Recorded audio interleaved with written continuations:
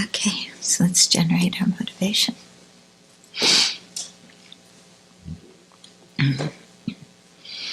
And come back to the motivation that makes our life highly meaningful, very worthwhile. That's the motivation to attain full awakening. Not because we want the highest, most exalted state for ourselves alone, but that Buddhahood will have all the qualities necessary so that we can really benefit others. So we won't be limited by fear, which sometimes makes us have a lack of compassion for others. We won't be limited by ignorance, which doesn't know what to do in order to benefit them. We won't be limited by lack of ability or lack of skill. That doesn't have the power to really carry out our altruistic intentions. But instead, spontaneously, effortlessly, benefit will flow from us.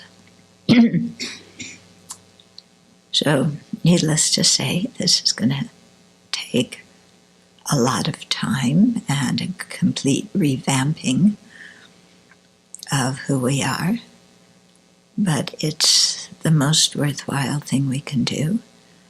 And if we do it slowly and patiently,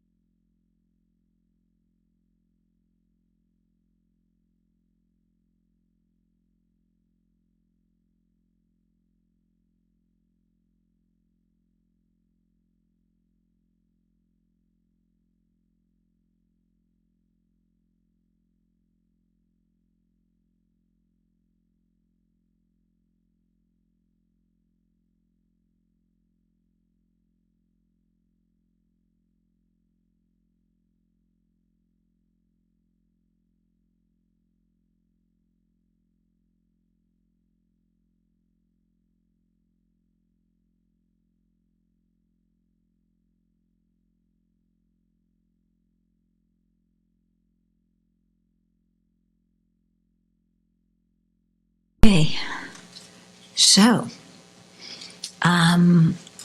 last time we talked about the 40 objects of meditation in the Theravada tradition, the Pali tradition, and then we started to talk about the 5 hindrances that are discussed in common in the Pali tradition, Tibetan tradition, Chinese tradition, okay?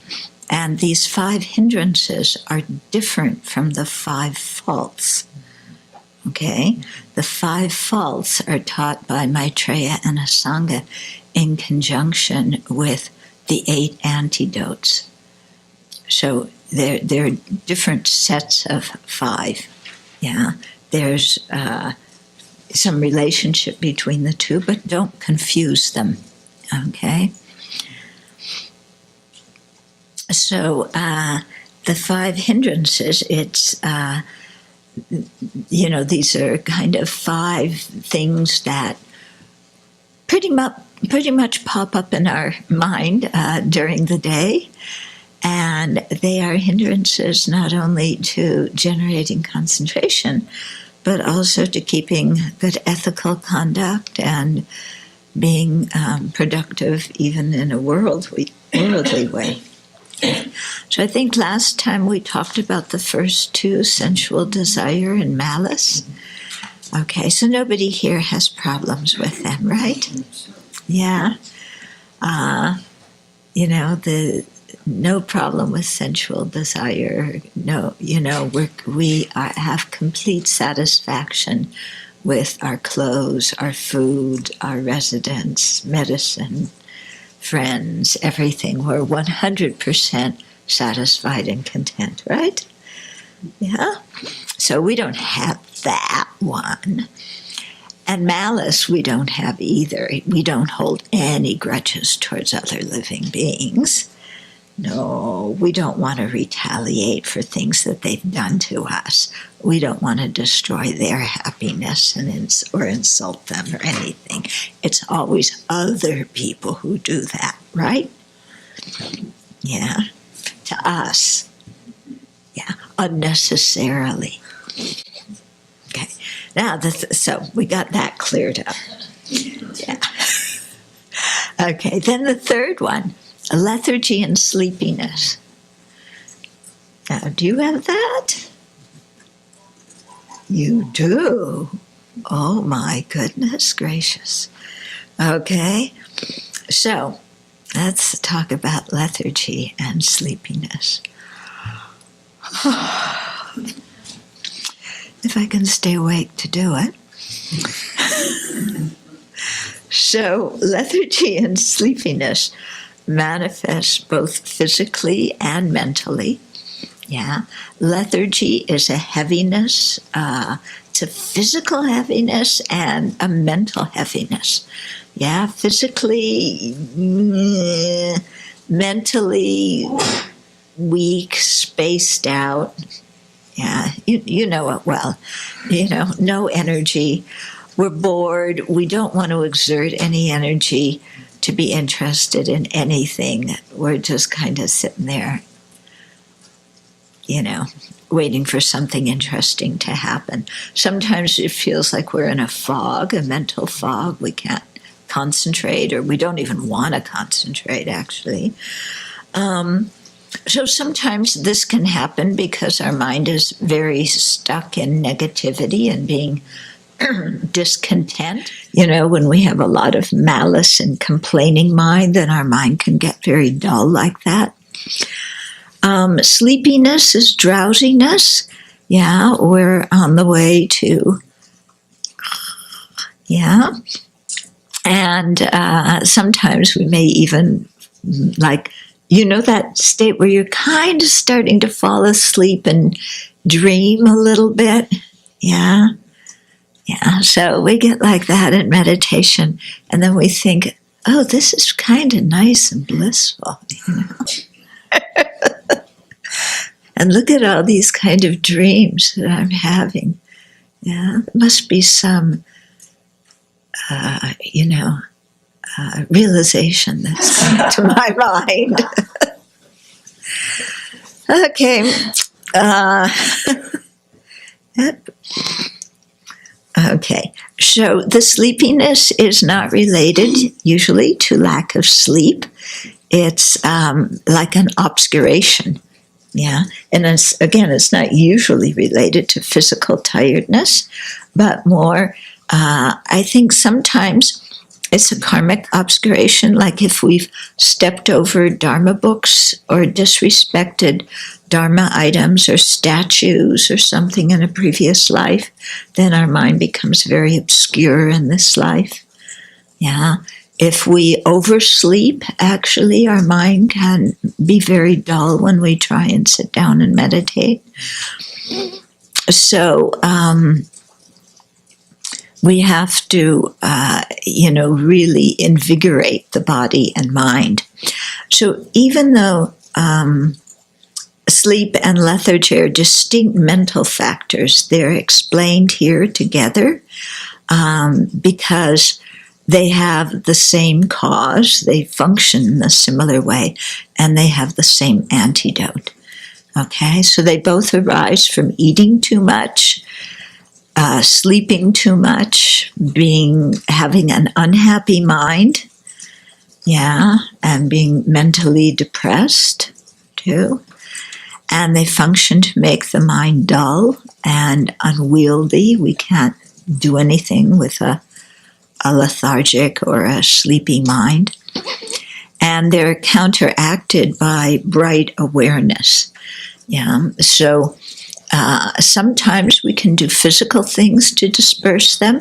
That's why I think it's very good to do a lot of prostrations. Sometimes if you're having a lot of trouble with sleepiness, then before your session, do the 35 Buddhas. That usually will wake you up, and plus it's purifying the negative karma that causes the dullness and heaviness. Make sure that you're sitting up straight, and don't be too warm. Sometimes we like to bundle up.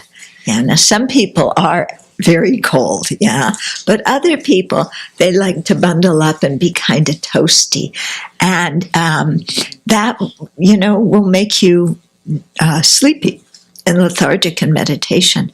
So it's better to be a little bit cool, yeah, and then you might want to turn on the lights, or go outside before you sit and look at the sky to expand your mind to see something very big. And when you're meditating, you can visualize light. So if you're visualizing the Buddha, make the Buddha very bright. If you're doing the breathing meditation, imagine that you're inhaling light that fills your entire body, and you're exhaling like dark smoke that then completely disappears when it leaves you. Okay, so I wanted to read you the verses from Nagarjuna's commentary on wisdom. This is in the Chinese canon. I can't remember if I read this to you during the concentration retreat, but if I can't remember, maybe you can't either. So it's good to read it again. So Nagarjuna says, "You, get up. Don't lie there hugging that stinking corpse. That is all sorts of impurities falsely designated as a person. It's as if you've gotten a serious disease or been shot by an arrow with such an accumulation of suffering and pain.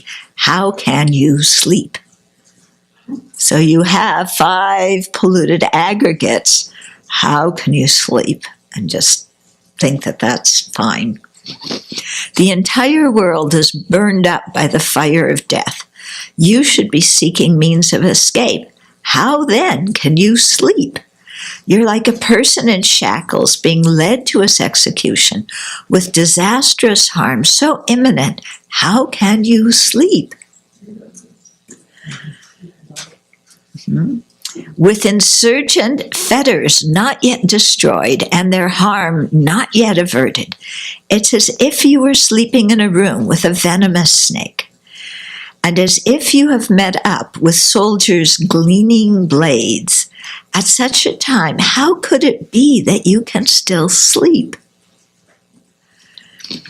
Sleep is a vast darkness in which nothing is visible. Every day it deceives and steals away your clarity. When sleep blankets the mind, you are not aware of anything. With such great faults as these, how can you sleep? So, when Nagarjuna asks you a question like that, how are you going to answer?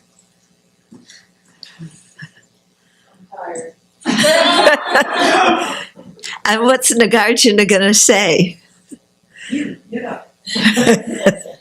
Yeah, that's exactly what he's going to say. Okay. Actually, in Chinese monasteries, they have wake-up devices.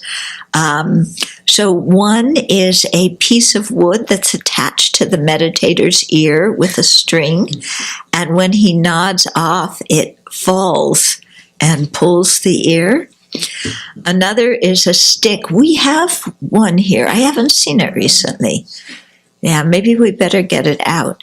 That is used to hit on a meditator's back, and it makes a cracking sound on an acupressure point, and that arouses somebody. Okay. So often in Chan monasteries, if you're falling asleep, you'll motion to the person who is, supervising the meditation session that you want to be struck because you want to wake up. We don't want to wake up. We hope that, there's nobody supervising and nobody looking as we fall asleep. But the Chan practitioners want to wake up. And so they make a motion, and then somebody comes and whacks them. Okay?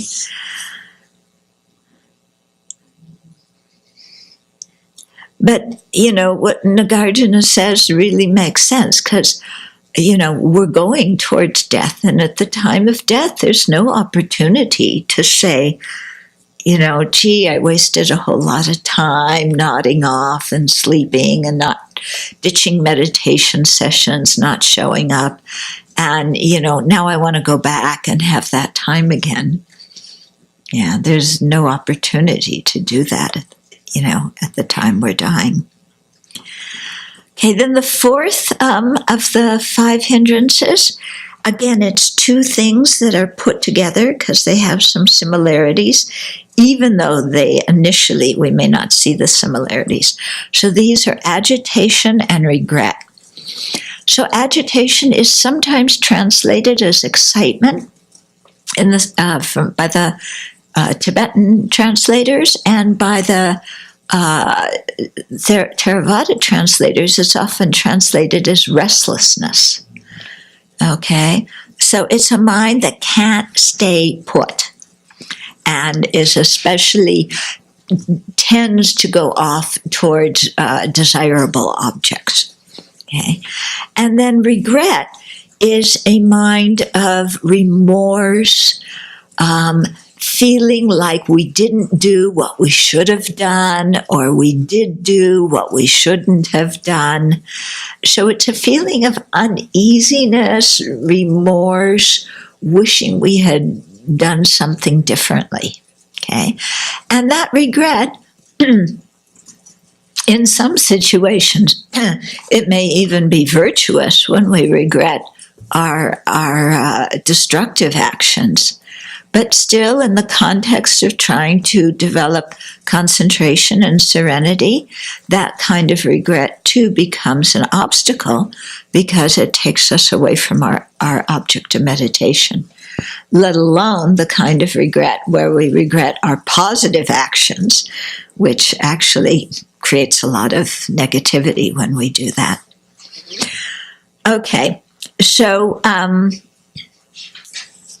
agitation, regret share the same kind of factors. They both have inappropriate attention to relatives, land, health, previous pleasures, companions, and both of them lack the same feature, which is calmness and tranquility. Okay, so that's why they're put together. Okay, so agitation is a restlessness of the mind that includes anxiety, fear, apprehension, and worry. Okay, so it's very good to look and, get to know what do we become anxious about, and then trace, kind of become aware, when am I anxious, and what is it that triggered this anxiety? And what is the story that I'm telling myself that is fueling this anxiety? Yeah, because we can get anxious over all sorts of things. Yeah, I'm not good enough, they don't like me, I don't fit in. What's going to happen in the future? I'm going to lose my job. I'm going to go broke. My relationship is going to fall apart. Nobody's going to love me. I'm going to be on the streets. We hallucinate all sorts of things that we get quite anxious about because we're really concerned that they're going to happen. Now, of course, none of this anxiety concerns other people's suffering. It's all involved in our own suffering, okay? or the suffering of somebody that we're attached to. So you might get anxious over your child's welfare, your parents' welfare, your dear friend's welfare. But again, it's because they're attached to you in some way. Okay? But, our mind goes off. We write all sorts of horror stories, about our health too. We get anxious about our health. We have the sniffles, and then we're sure that we have lung cancer. Yeah, we have, some small itches, and we're sure that it's shingles. We have all sorts, some little ache and pain, and, for sure I have cancer, I have kidney disease, I have all of them rolled up into one. Yeah, I'm sure. And then we become very, very anxious about our health. Of course, that anxiety makes us sick. Yeah, but when we may not be. But so it's very interesting to really watch, how the mind gets so anxious over the state of our body. Yeah. Anybody have that problem? Yeah. Oh, only one person. 2, 3, 4. Oh, a few more. Oh, interesting. Yeah. And so you see, we could spend a long time in anxiety, can't we? Yeah. A whole long time. Round. Worry, fear, apprehension, planning. What doctor am I going to go to? I better call tomorrow for an appointment. I better ask Venerable Jigme what kind of tests they're going to do, how long I have to live, because I'm sure that, this is going to be bad. Am I able to get an appointment for, what is it called, with your kidneys? Dialysis. I'm sure I need dialysis. On and on and on. I mean, we drive ourselves crazy, and we drive other people crazy, and we use up our precious human life worrying about things that are not going to happen, usually. And if they happen, then we'll deal with them when they happen. Okay? So, so much time. And really, when we worry, it drives the people near us crazy. Yeah, says the daughter of a worrying mother. The son of a worrying mother. Yeah, it's like, Mom, relax, just please. Because it's so stifling to have somebody worry about you like that. Okay. And so, again, we can't settle down. There's an incessant flow of thoughts. Yeah, the mind's just all over the place, in the past, in the future. Okay, so that's restlessness. Yeah. Agitation, anxiety. Okay. So,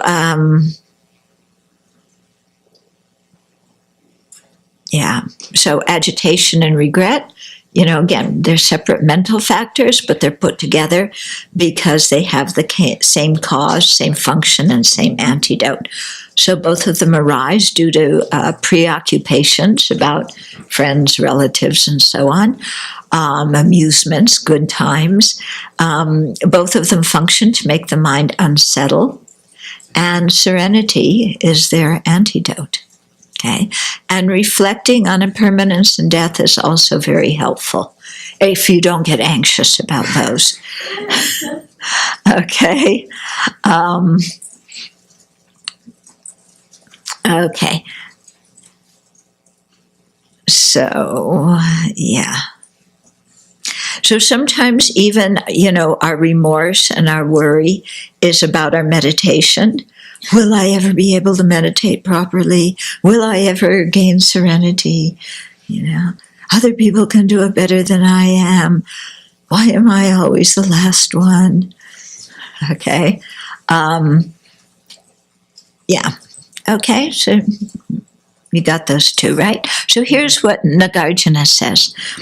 If a person is able to feel regret for an offense, having regretted it, you should then put it down and let it go. Yeah. Instead of over and over and over again, it's this side. Culpa mia, look what I did. Mea culpa. Mea culpa. Is that a culpa mia? No. Mea culpa. Yeah, anyway. Yeah. It's all, look what's happening. This is terrible. Okay. So instead, we should purify, put it down. Okay, in this way, the mind abides peaceful and happy. You should not constantly remain attached to it in your thoughts. Okay? Yeah, because sometimes, just something that we've done that we really regret, we don't really let ourselves let it go, which is why at the end of the Vajrasattva practice, we imagine Vajrasattva saying to us, all your negativity's been purified, as a way to try and convince us to release this. Oh, okay. If you possess the two kinds of remorse for not having done what you should have done or having done what you should not have done, because this remorse attaches to the mind, this then is the mark of a foolish person. It is not the case that on account of feeling guilty, you will somehow be able to do what you failed to do. Yeah, we think that, don't we? If I feel guilty, the worse I make myself feel, then somehow I'm going to be able to atone for what I did and be able to do what I didn't do before, or, something like that. I'll make myself suffer, and by making myself suffer, that way I will clear away the negativity. That's ridiculous. All of the ill deeds that you have already committed cannot be caused to become undone. So we can't just, guilt doesn't undo anything, just you doing purification does. Okay, then the fifth hindrance is deluded doubt. Okay, so doubt is the mind of decisiveness, and it can manifest in two ways in our meditation. One is having genuine questions about the meditation method or the path. So we may not be sure how to do the meditation, or we may have had some experience and we need some clarification about it. And so these kinds of doubts can be clarified by consulting with our spiritual mentor or a good Dharma friend. The other kind of doubt is the useless spinning of thoughts, okay? And so often we have so many options to choose from in our life that we can't decide what to do. And we doubt if we're going to make the right decision. So I'm going to retreat, but should I do a Tara retreat, or should I do a serenity retreat, or should I do a serenity retreat using Tara as the object of meditation, or maybe I should meditate on Tonglen, taking and giving, or maybe I should meditate on death and impermanence, because they say that that's so essential for being motivated. So I don't know what kind of meditation to do in my retreat. Which one do I do? So if I do that and this, if I do this, then that, and you spend your entire meditation session trying to figure out what kind of meditation you're doing.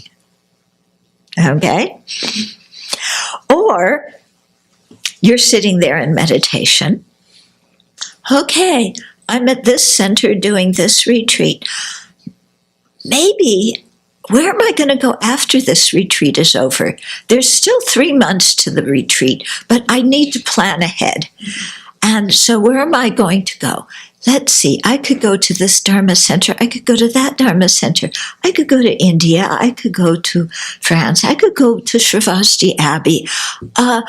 Maybe, which one should I do? But you know what? Maybe I need to try different Buddhist traditions, So maybe I should go to a Theravada monastery or a Zen monastery or a Chan monastery or, maybe I should just do mindfulness meditation, use an app. Everybody's doing that nowadays. And that's, I don't have to pay for an air ticket that way. So, which kind of meditation should I do? Where should I do it? What tradition should I follow? Who is my teacher? I like that teacher, but sometimes they bug me. I like this teacher, but they also bug me. And I like the other teacher, but they point out my faults. And I like this teacher, and they have a good sense of humor, but I don't really resonate. And that teacher, I don't know, And so I don't know who my teacher, I don't know what practice I like. I don't know where I'm going. What I'm doing. I have so many choices. I have freedom. I am free to choose what I can do in the supermarket of not just 32 flavors, 32 million flavors of the Dharma where I can go. Anybody know that? Yeah? Okay, so we just spin with doubts, yeah? Or even we're doing the meditation. Okay, yeah, I'm sitting here. I have a restless mind. Now, what's the antidote for a restless mind? Now, they say restlessness. I'm not sure. What's the meditation? Because if I meditate on impermanence and death, that'll make me want to meditate more, but also it makes me lose energy. And they say, when your mind's depressed, you should do something that raises your energy. So I don't know, should I meditate on impermanence and death, or should I meditate on the qualities of the Buddha in order to get rid of my slightly low energy mind? I really don't know what I should do. Okay? So, anybody have that problem? Yeah, so, we just stay totally stuck. Yeah, again, whirling around. And so all these things are just distractions dreamed up by our self-centered mind to keep us from actually developing any spiritual abilities. Okay. They also say that this kind of deluded doubt, it's like having a needle with 2 points. How are you going to sew with a needle that has 2 points? Because you start to go this way and it gets stuck, and you put the other point in of the needle and it gets stuck that way too. Yeah. So at the Abbey, we say it's like being a turkey sitting on the fence when Thanksgiving is coming. Yeah? The turkey doesn't know what to do. So it sits on the fence, exposed to everything, doubting what to do. Yeah, we had a skit about that at one retreat. Very good skit, actually. Some of the turkeys didn't make it, though. Okay, so here's what Nagarjuna says about doubt. It's just as when a person stands at a fork in the road and is so confused by doubt that he goes nowhere at all. Because I want to go this way, but if I go this way, I can't go that way. So maybe I should go that way, but if I go that way, then I'm missing out what's over here. So I don't know which way to go because I don't want to miss out on what I'm missing out by not taking the other way. So then you miss out on both things because you're standing there the whole time. Okay? In seeking realization of the true character of phenomena, doubt acts in just the same way, standing there and not going anywhere at all. Because you remain doubtful, you don't diligently seek to realize the true character of phenomena. This doubt comes forth from confusion or ignorance. Among all the detrimental mental factors, it is the worst. Interesting. It is the worst. Although you may possess doubts while abiding in the world, you should still accord with the sublime and virtuous Dharma. Just as when you contemplate a fork in the road, you should follow the path which is most beneficial. So often when I have a decision to make and I'm in doubt what to do, I ask myself, of the two or more choices, which situation will help me maintain good ethical conduct best? Yeah. So, because that's one thing that's very important to me is my ethical conduct. So which situation will help me maintain that? And which situation will be most beneficial for developing bodhicitta? Yeah. And then, that helps me a lot to see more clearly what path to take. Yeah. So instead of which one is going to make me happier,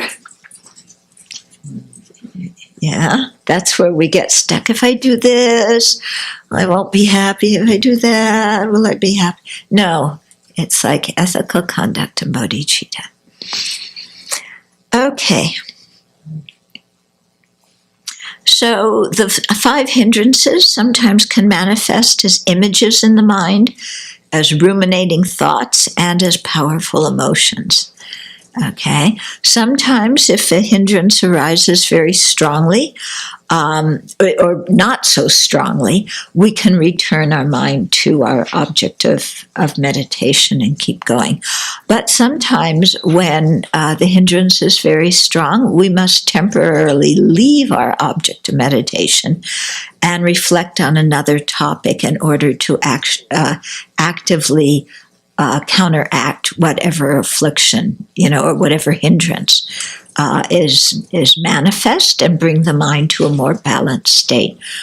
So this is why before really engaging in a lot of meditation to attain serenity, it's very useful to have a lot of Lamrim and thought training meditation under your belt. Because if you've done a lot of Lamrim and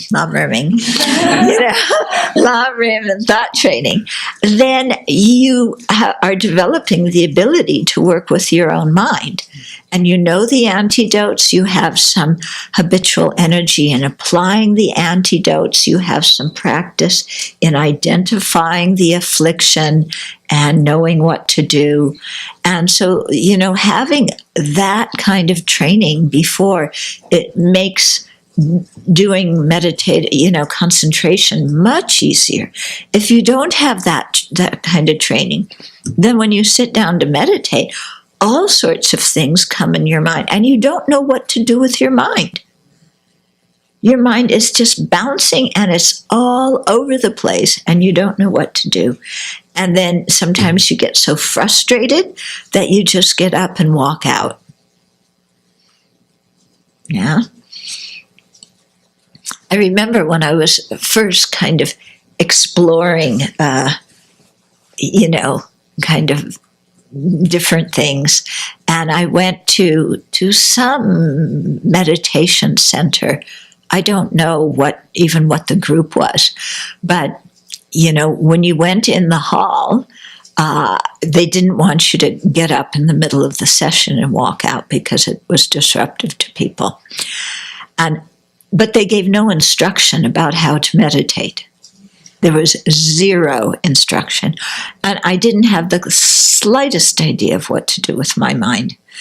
And I remember sitting there and just getting so frustrated. Yeah. It was really dreadful.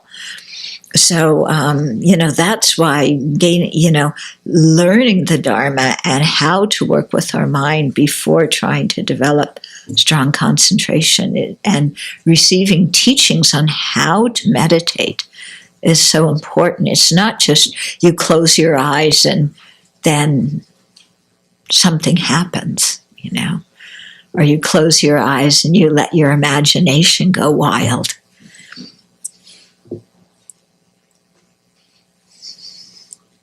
So how do you avoid that you get stuck in applying the antidote and forget to come back to the object you were meditating on?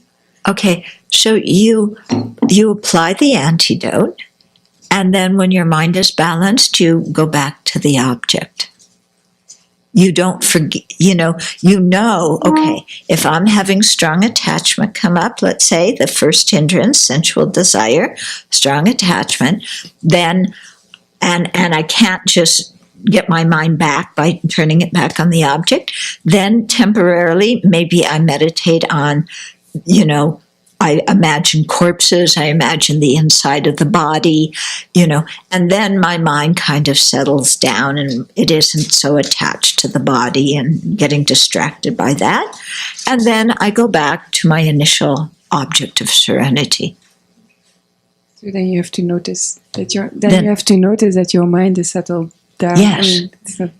Yeah. Thank you. Yeah. It's not that you're totally going to a different meditation altogether. You're applying the antidote. It's like when you get hurt, you put on a bandage and then you go back to what you were doing. You don't sit there and keep putting on more and more bandages. Is using sheer will to force yourself back to your object of meditation equatable to what you said before about ignoring all sensations of discomfort and not scratching a scratch, and how that creates an unbalance of its own? An unbalance of what? You mentioned a while ago that if you sit absolutely still through sheer will, even though you have like a scratch on your nose, that or you said it in terms of sitting for hours on end when you're not ready to sit for hours on end. Mm-hmm. Is it the same thing, only mental, not physical? But you shouldn't push yourself in that way, was the point. Should you do short sessions that you talked about? Yeah. Not sit really long, and he's saying, should you do that Should for you? mental and physical problems? Okay. So, yeah, I never said sit there and force yourself through sheer will to do things that torture yourself. You were specifically speaking against doing that. Oh, yeah. And I'm Okay. wondering if this is if the mental equivalent of that is not applying antidotes, but just Yeah. willing yourself Now- to your object. Okay, so I think I understand now. So there is, for some people, sheer will works. For other people, it doesn't work at all. Some teachers teach just you don't move and you absolutely sit there. And other teachers say, if it gets so bad that it's disturbing your concentration, move your body. Okay? So there's different teachers have different styles. I personally, the way I was trained was you don't scratch and do something the first time you get distracted, otherwise you never concentrate at all. Okay, so you try, or even a mental distraction, you don't immediately change and apply an antidote. You try and take your mind back to your object of meditation. But if the distraction, be it physical or mental, is so strong that it really becomes an interference in your meditation, then you move your leg or apply the antidote to the mental one. Okay? So, the thing is, sheer will can mean so many different things to different people. And you don't want to get in this thing of, I am going to concentrate no matter what. Because if you do like that to your mind gets so tight that you're going to have a lot of distractions. Yeah. So it's a very delicate balance. You have to learn through trial and error how to work with your own mind. Yeah. And when to nudge it and push it a little bit, and when to say, okay, that's enough. Yeah. We tend to either, the moment there's a distraction, then we fall apart. Or the moment there's a distraction, we, and so I think you have to learn to be skillful.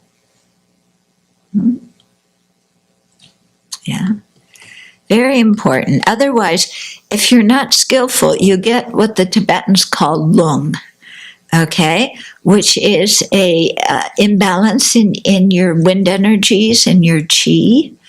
Yeah. And so, it's better to do lung prevention than lung remediation. Okay, when you can prevent it. It's like anything. Yeah. I'm pretty sure you said that the antidote to doubt was to choose a decision that was ethically superior or cultivating bodhicitta. Oh, when I was saying that's not exactly the remedy to doubt. I'm saying when I have a decision to make, the two factors that help me make that decision are ethical conduct and bodhicitta, which decision will foster those two better. The actual remedy to doubt, it can be breathing meditation. You need to do something to just settle the mind and stop the spinning. Yeah, so when your mind's just having a lot of doubt, then just come back, watch your breath, let the mind settle down. Okay. Also, I think sometimes, when the mind gets so just engaged in planning and doubt, should I do this, should I do that, we're kind of thinking like, right now I have to make the decision of what I'm going to do for the rest of my life. And then we get anxious about that, and because we're stuck in the doubt, then we get anxious, and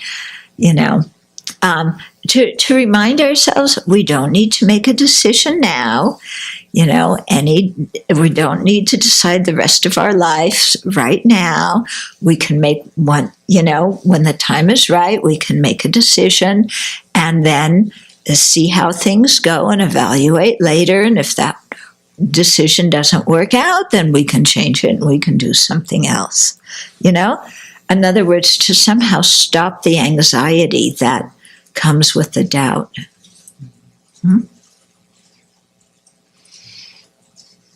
Okay. Are you a candidate for the High Achievers Neurotic Society? Let's not answer that. Huh? I don't think I'm capable of answering that. Okay. Too bad. Well, someday if you think you're a candidate, let us know. Yes. Until last week, I wasn't making the bed. So a remedy to overachieving is you don't make your bed. Okay.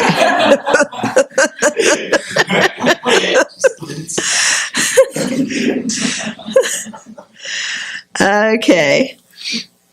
So, okay. So that's doubt. Okay. So here's some ways to oppose, to counteract the hindrances, the 5 hindrances. So this is coming from the Pali Sutra. Sutras, one sutra called the Sutra on the Removal of Distracting Thoughts.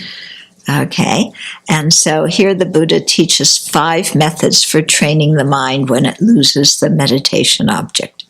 Okay, so first, of course, we should try and return our attention to the meditation object and renew our mindfulness on that. Okay, because if we've gotten distracted, it's because our mindfulness has weakened. Okay, so here's the first of the 5. So pay attention to another object, such as a virtuous object. Yeah. So, or more precisely, we contemplate the opposite of the thought or the emotion that's distracting us.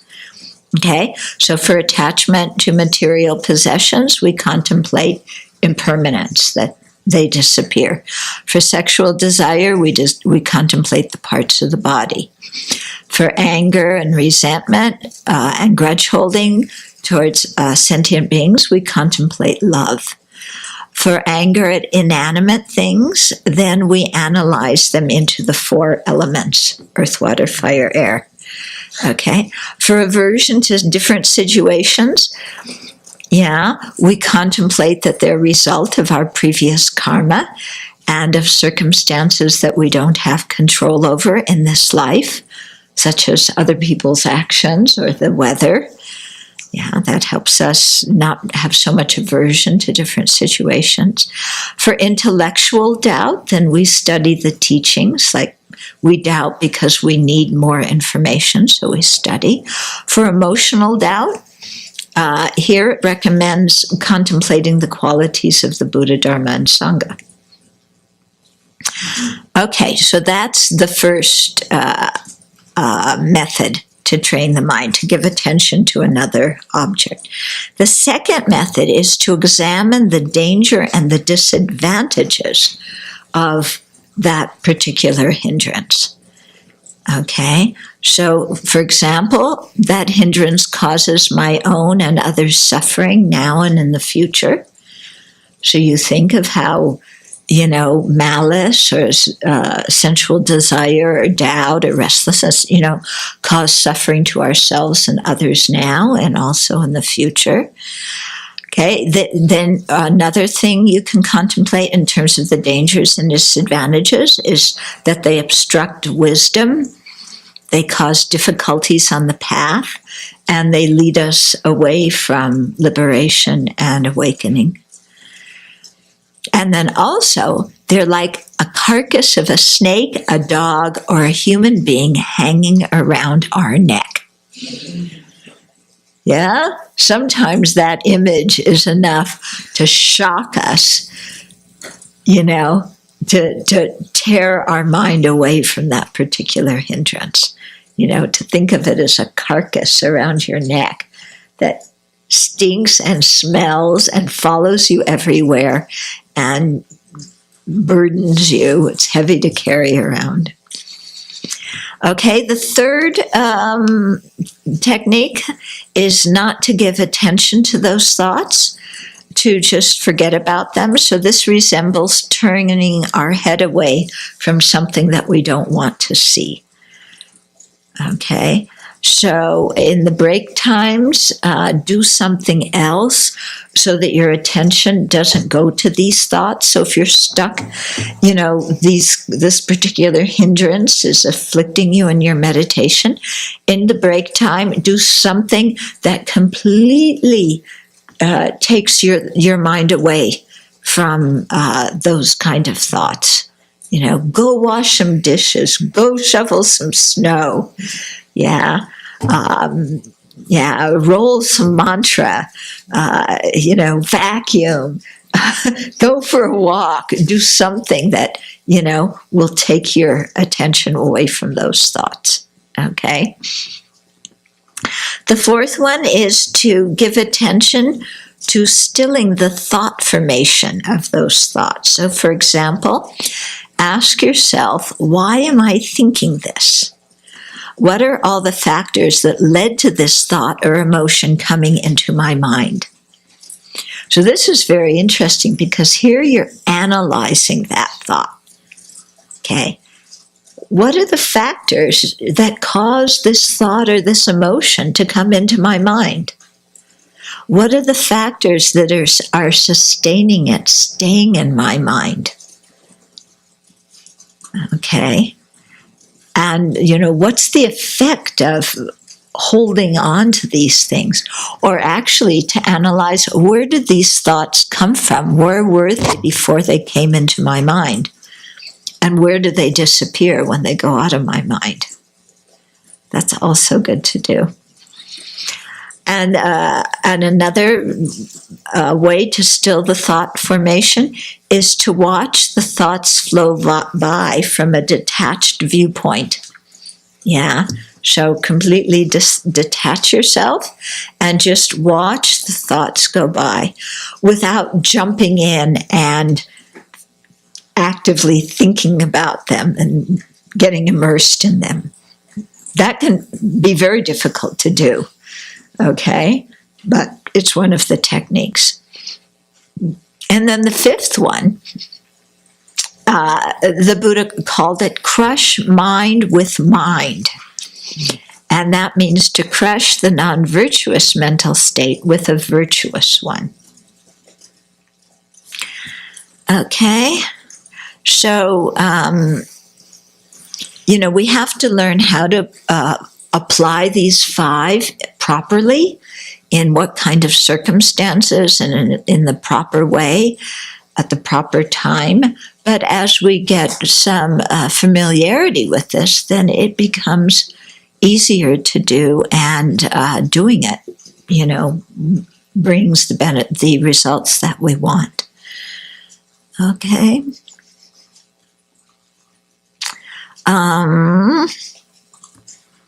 Yeah, so actually, when I was in Thailand, well, I didn't, the teacher at the Wat where I was staying, he was saying that, watching your breath and saying boo, do, boo when you inhale, do when you exhale, is using a conceptual mind, because just repeating anything to yourself or saying a mantra is conceptual, but it's a very good use of the conceptual mind to still the mental chatter.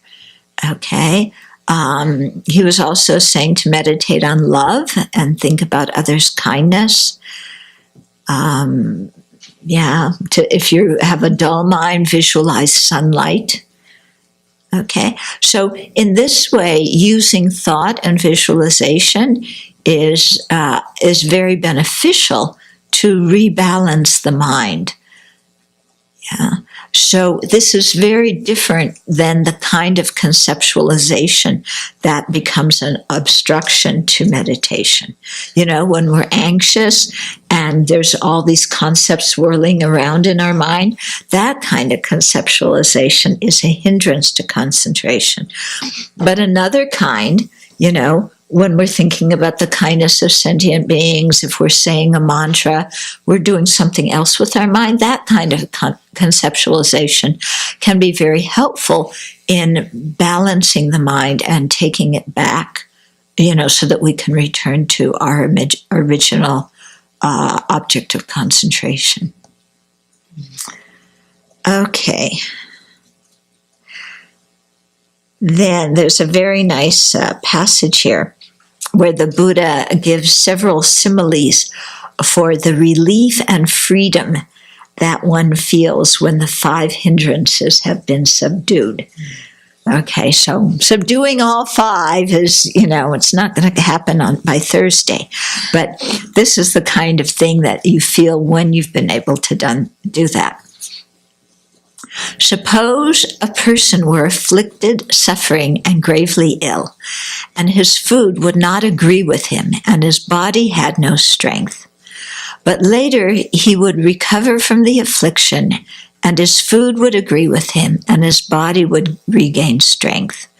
Then, on considering this, he would be glad and full of joy. So this is the kind of happiness you feel when the 5 hindrances have been subdued. Or suppose a person were a slave, not autonomous but dependent on others, unable to go where he wants, but later on he would be released from slavery, independent of others, a free person to go where he wants.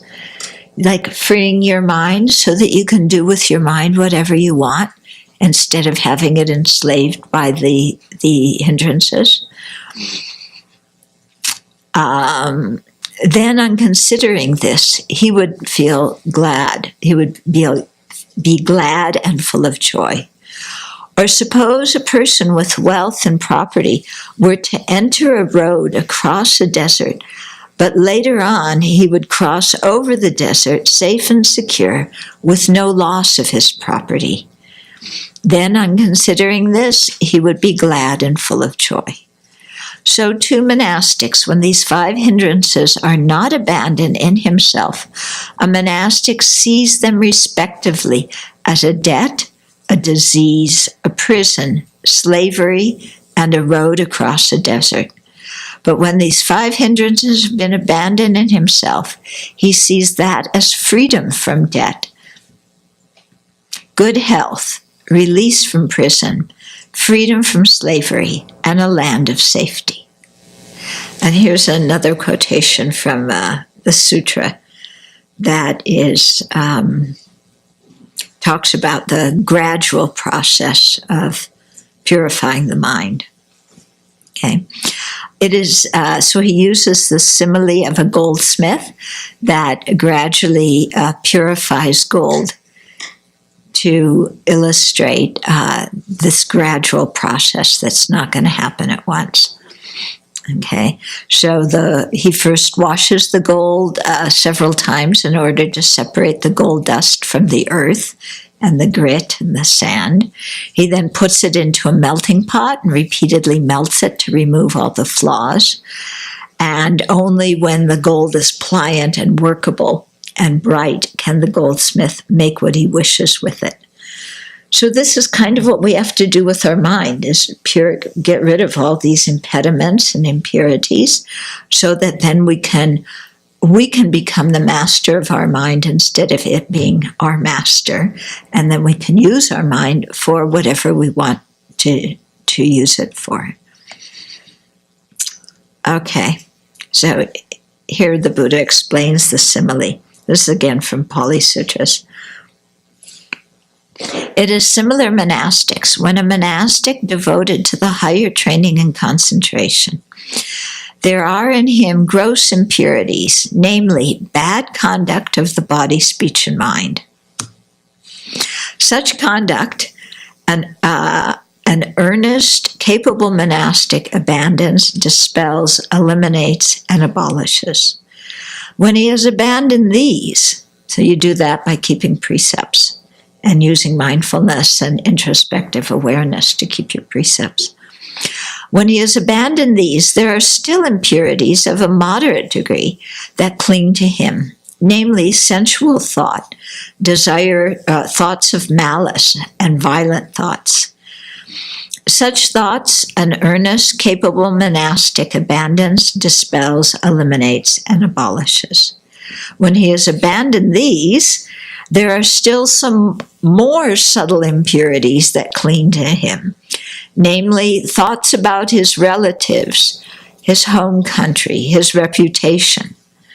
Such thoughts an earnest, capable monastic abandons, dispels, eliminates, and abolishes. When he has abandoned these, there still remain thoughts about higher mental states experienced in meditation. That concentration is not yet peaceful and sublime.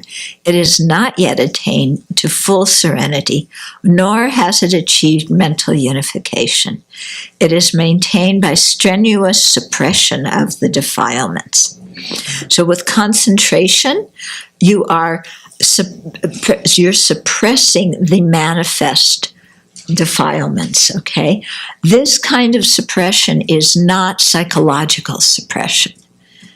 Okay, psychological suppression is unhealthy. This kind of suppression is elevating the mind to a certain level of concentration so that the 5 hindrances are temporarily suppressed. Okay, they haven't been abandoned completely because you haven't realized emptiness. Yeah, but through the power of concentration, these things don't plague your mind. Okay. But there still comes a time when his mind becomes inwardly steadied, composed, unified, and concentrated. This concentration is then calm and refined. It has attained to full serenity and achieved mental unification. It is not maintained by strenuous suppression of the defilements. So at this point, the defilements are suppressed. You don't have to keep applying the antidotes in a very conscious way. Then, to whatever mental state realizable by direct knowledge, he directs his mind. He achieves the capacity of realizing that state. For example, realizing, becoming an arhat, realizing emptiness like that. He achieves the capacity of realizing that state by direct knowledge whenever the necessary conditions occur. So here what that whole citation is telling us is that the development of serenity happens gradually, and that things happen when the causes have been accumulated for them to happen. And they don't happen until then. Okay.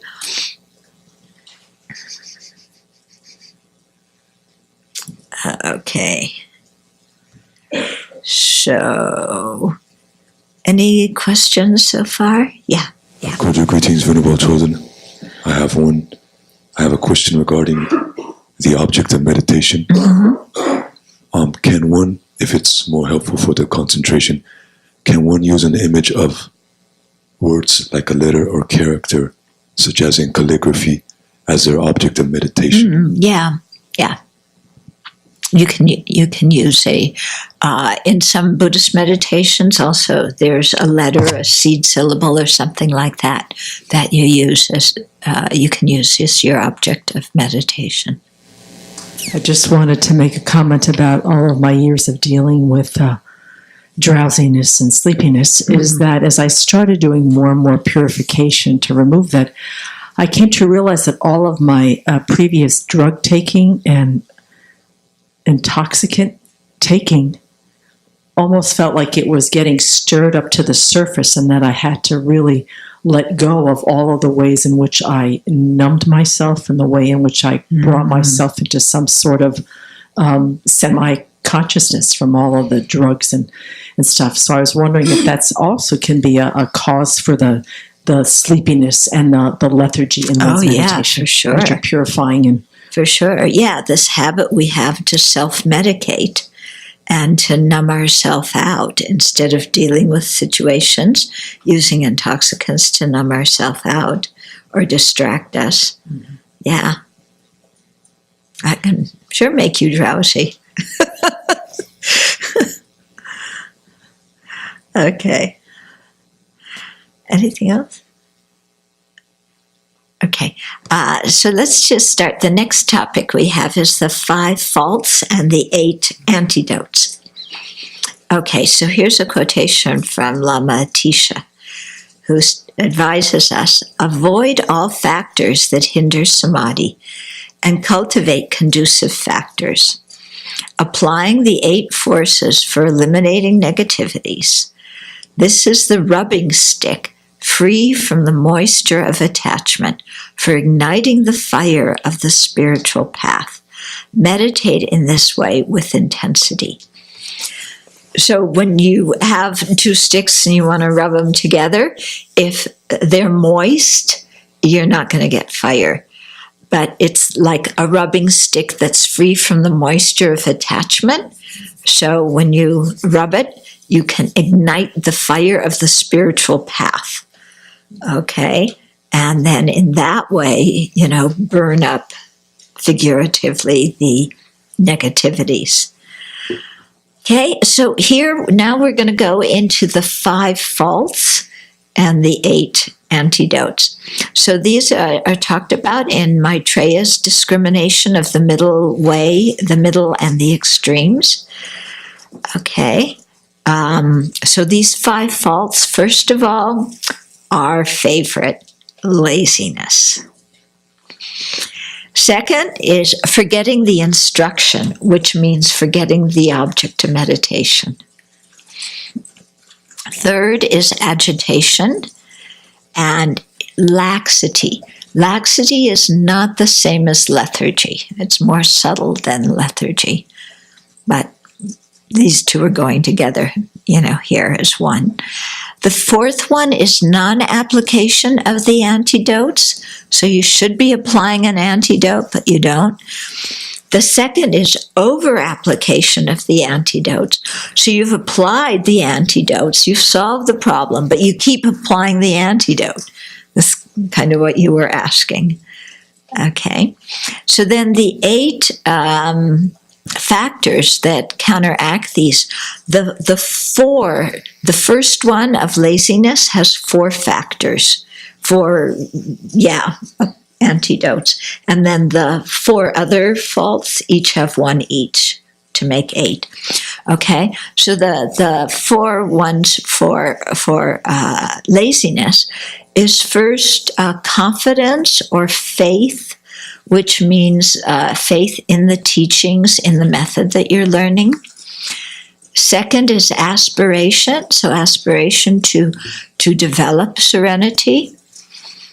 Third is effort, so based on having faith in the method, then you aspire to attain it. Based on that aspiration, you put energy into doing it. And then the actual antidote that cures the, laziness is a mental factor called pliancy or flexibility. Okay, then for forgetting the object, the second hindrance, forgetting the object of meditation, which they call forgetting the forgetting the instruction. The antidote to that is mindfulness. So here we have to really learn what mindfulness means in a Buddhist context. It's not the mindfulness that they're teaching you when you get an app. Okay?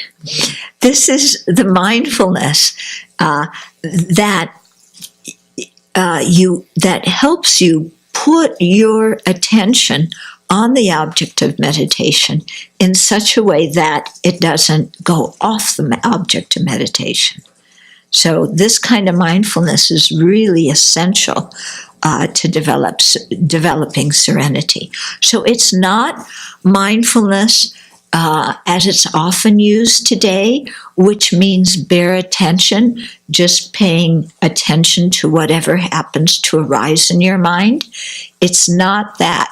It's having a specific object of meditation and anchoring your mind to that, being mindful of that object so that your mind doesn't go off.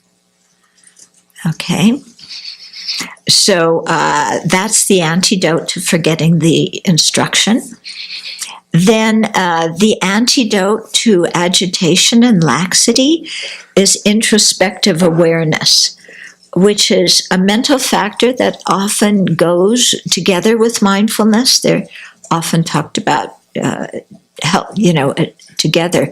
This is often translated as mental alertness, vigilance, introspection, clear awareness, clear comprehension. Okay, it's translated in a whole bunch of different ways. But what it is it's a mental factor that monitors what's going on in your mind. And if it sees that there's agitation or laxity, or for that matter, any other fault or hindrance, then it rings the burglar alarm and gets you to apply the antidote. Okay? So it's part of your mind that kind of surveys the situation to see if you're still on your meditation object or not. Then the fourth distraction was over-application of the antidotes. So the seventh... Non-application. Non-application, yeah. Non-application is the fourth fault, and that's opposed by the seventh antidote, which is application of the antidotes. And then the fifth fault is over-application of the antidotes, and that's opposed by the eighth antidote, which is equanimity.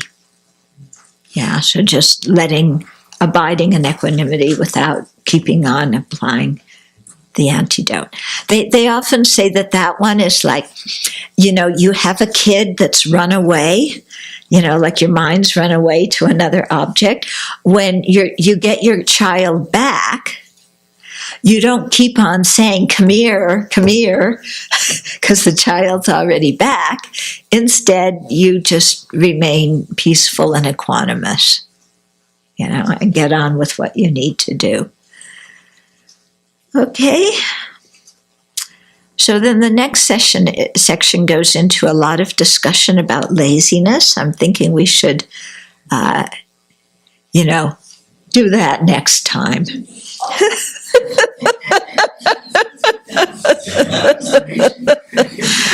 Yeah.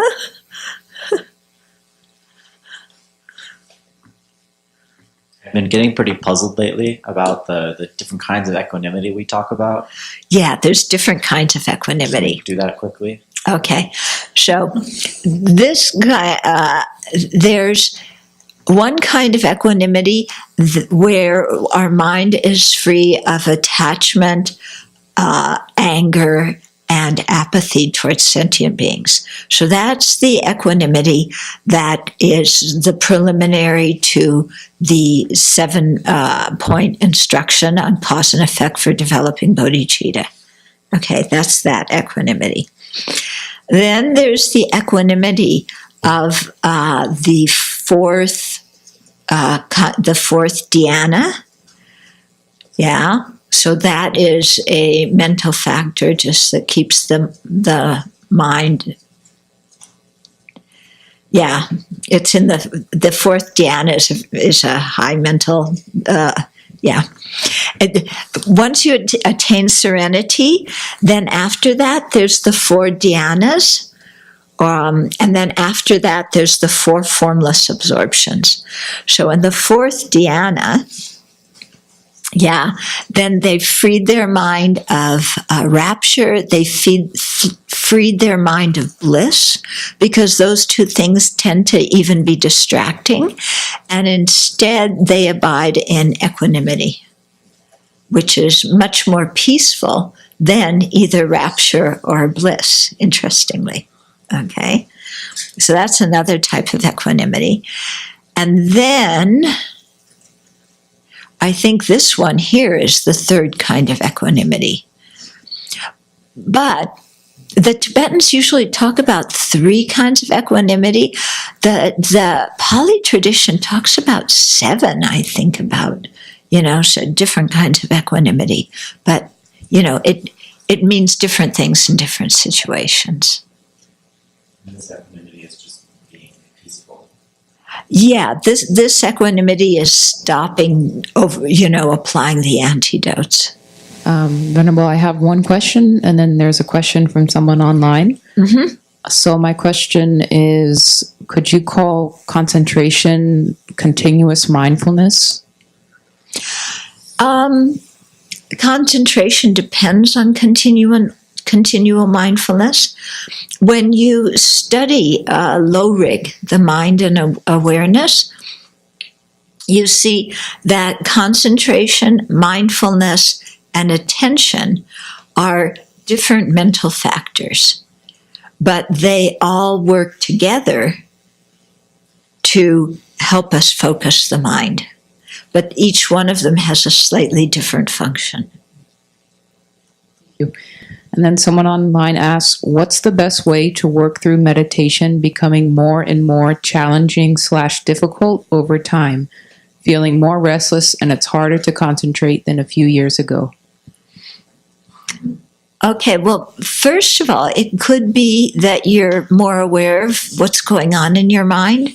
So not that your mind is more restless, but that you're just seeing it again. Then, it's hard. This sounds like a personal question, and it's hard for me to give an answer to a personal question unless I have more information.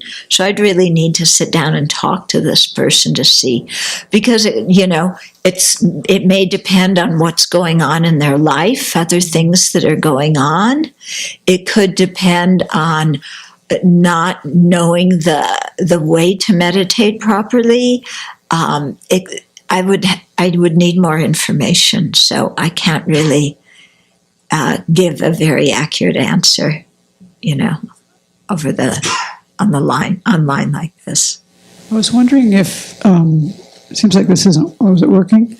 I was wondering if you've read at all when Bhikkhu Bodhi talks about the clear comprehension, he writes a lot about it being like something that leads to wisdom. And I'm wondering if that idea is in the Sanskrit tradition, if you're aware, if you know anything about that. It isn't described in that way, at least in the teachings on how to develop serenity. Maybe it's described in that way in some other teachings that I haven't heard. But often, you do find this, that sometimes the way different mental factors are described even in different Abhidharmas within the same tradition, it's different, let alone between different traditions. Yeah.